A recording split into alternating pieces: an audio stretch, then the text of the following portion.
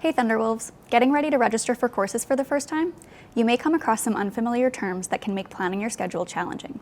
Don't worry, we've got you covered. By the end of this video, you'll understand common course terms to feel more confident and ready to plan your class schedule. Let's start with the term FCE, which stands for Full Course Equivalent and refers to a unit of credit. At Lakehead, we have half-credit courses that are worth 0.5 FCE and typically span one term, and full credit courses that are worth 1 FCE and typically span the full academic year or 2 terms. For example, if your program requires 1 FCE of English at the first year level, you can take 1 full credit course or 2 half credit courses to meet this requirement. Now let's talk about electives. An elective is a course that you choose based on your interests. If your program requires 0.5 FCE elective, you can choose any available course.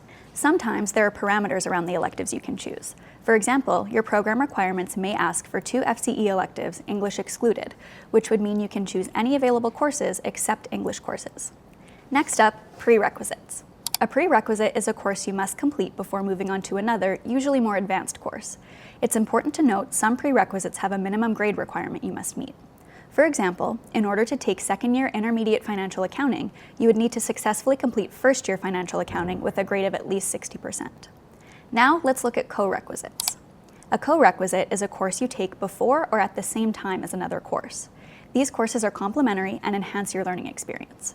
For example, sequences and series must be taken with or before elementary calculus. Sometimes you'll see a lab or tutorial listed as a corequisite. For example, Intro to Cellular and Molecular Biology has a lab that needs to be registered for at the same time as the course. Now let's look at course types.